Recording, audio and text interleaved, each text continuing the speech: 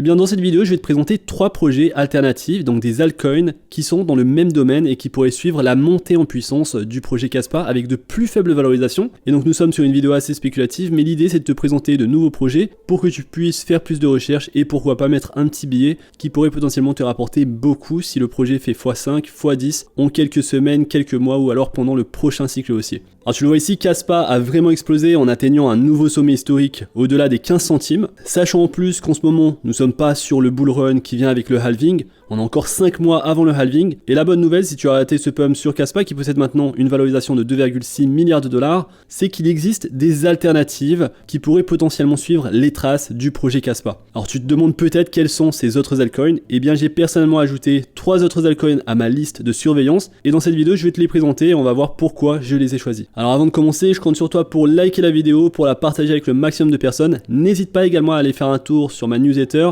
qu'elle soit gratuite, tu recevras l'actualité des crypto-monnaies ou alors le format payant, et là tu vas recevoir mes notifications d'achat et de vente, mes stratégies, mes dossiers d'analyse de projets crypto en détail et beaucoup plus de choses qui vont arriver sur les prochains jours. Commençons avec le premier projet dans notre liste, le projet Taraxa, qui est souvent d'ailleurs comparé au projet Kaspa, donc de token Tara avec une valorisation de 64 millions de dollars, une valorisation diluée de 184 millions de dollars, et donc ça nous donne environ 36% des tokens qui sont en circulation au moment actuel. Donc l'aspect économie des jetons n'est pas vraiment idéal sur ce projet. Alors tu le vois que sur le mois dernier, il a pris plus 281%. Sur les 7 derniers jours, plus 108%. Et en termes de valorisation, on atteint des records sur ce projet actuellement. Il faut savoir que lorsqu'on avait atteint ces prix en 2022, on avait eu une valorisation aux alentours des 20-25 millions de dollars. Et aujourd'hui, nous sommes à 65 millions de dollars avec cette valorisation. Et donc forcément, il y a l'aspect dilution des tokens qui est à prendre en compte. Et donc on atteint des grands records sur ce projet. Donc c'est pas forcément le moment idéal pour investir. L'idée, c'est de mettre ce genre de projet dans ta liste de surveillance, les mettre sur ta watchlist. Et de cette manière, s'ils atteignent les prix que tu t'es fixés,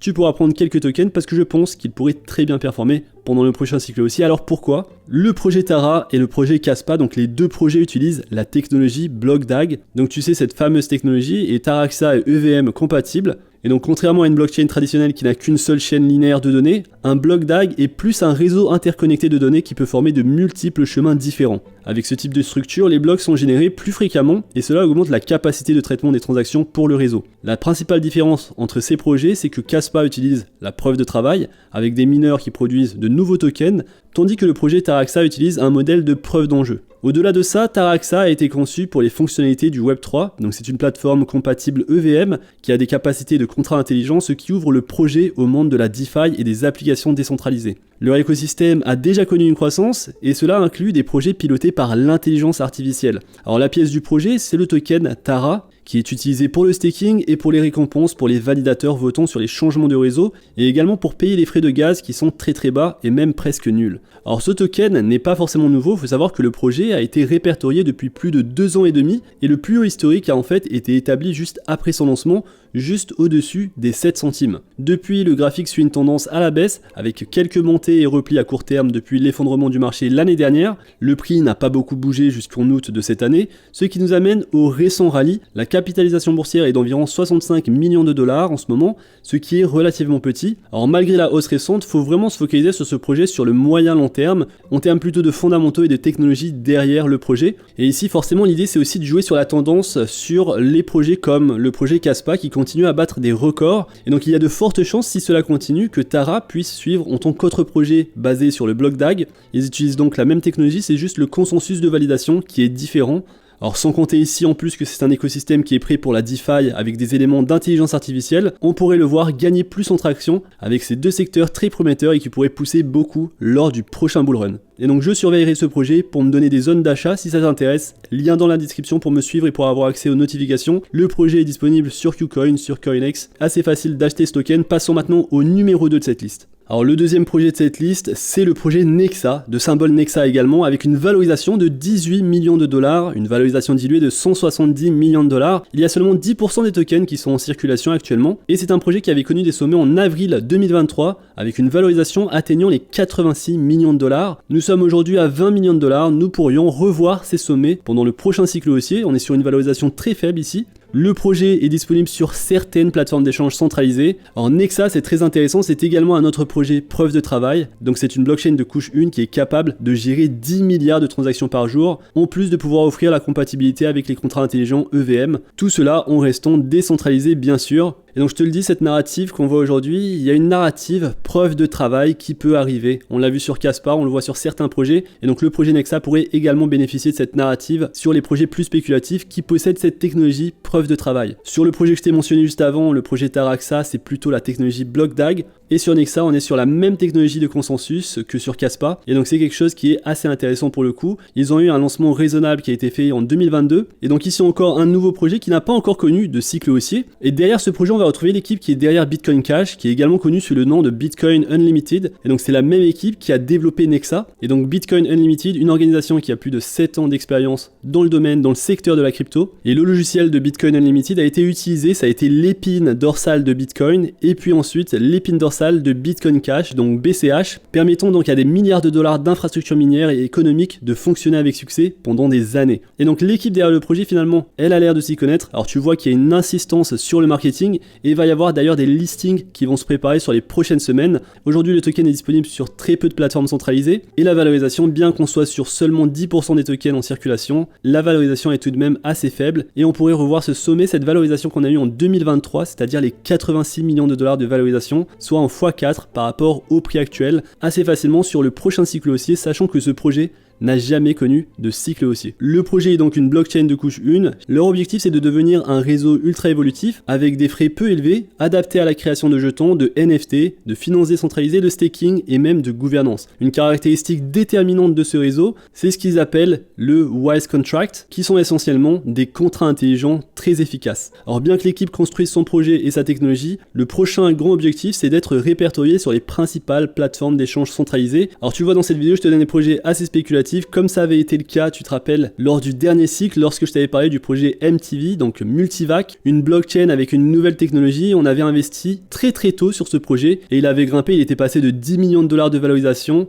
à plus de 100 millions de dollars, soit un x10 si on avait vendu au sommet. Bien sûr, fallait prendre ses profits. Lorsque le prix augmente autant, il faut toujours prendre ses profits. Aujourd'hui, ce projet, pour moi, il est dead, il est mort. Alors ça peut changer encore, mais en tout cas, je voulais juste te rappeler que je connais le marché, que j'ai participé au précédent cycle haussier et que je pense donc pouvoir analyser des projets qui pourraient potentiellement bien performer pour les prochains cycles haussiers en prenant en compte toujours ici l'idée des tendances. Et je pense qu'il y a une très bonne tendance à prendre, celle que Caspar a connue lors de sa montée en valeur, c'est-à-dire la tendance du BlockDAG, la tendance des blockchains de couche 1, preuve de travail, et donc c'est le cas de Nexa, c'est le cas de Teraxa. Cela nous amène au troisième et dernier projet de cette liste, le projet Radiant de token RXD, et donc un projet d'une très faible valorisation, on est sur 19 millions de dollars, avec une valorisation d'IUE de 47 millions de dollars, 39% des tokens sont en circulation. Sur le dernier mois, le projet a pris plus de 50%, sur les 7 derniers jours, 37%, et aujourd'hui on connaît cette correction, donc ça va être assez intéressant de se positionner sur ces projets. Alors pour celui-ci, la valorisation était montée à plus de 40 millions de dollars, donc on pourrait faire un x2 si on retrouvait les sommets qu'on a eu en avril 2023, sachant que ce token également n'a pas connu de bull run. Alors qu'est-ce que c'est que le projet Radiant? Faut savoir que ce projet est en fait basé sur un fork de Bitcoin Cash, qui est lui-même un fork du Bitcoin. L'objectif principal de la blockchain Radiant est de surpasser Bitcoin en tant que réseau preuve de travail plus efficace, fonctionnel et évolutif, similaire à ce pourquoi Caspar a été conçu. Et donc Radiant, c'est une blockchain à part entière, couche 1, preuve de travail qui est décentralisée. Il possède un total supply de 21 milliards de tokens, avec un halving tous les 2 ans. Il y a des pools de minage qui sont diversifiés avec un temps de bloc de 5 minutes, qui est donc 2 fois plus rapide que le Bitcoin. Alors ici, la grande différence avec le projet Caspar, c'est que Radiant a été construit pour s'adapter au smart contract et à la programmabilité. Cela signifie que le réseau peut avoir une variété de cas d'utilisation, comme la construction de jetons, de NFT, d'applications de jeux, et plus encore. Le token RXD a également été lancé de manière équitable et de nouveaux jetons sont distribués aux mineurs au fil du temps. Et donc on est sur un projet de preuve de travail et c'est de la bonne preuve de travail comme on aime finalement sur Caspar. Preuve de travail, lancement équitable, projet qui est guidé par la communauté,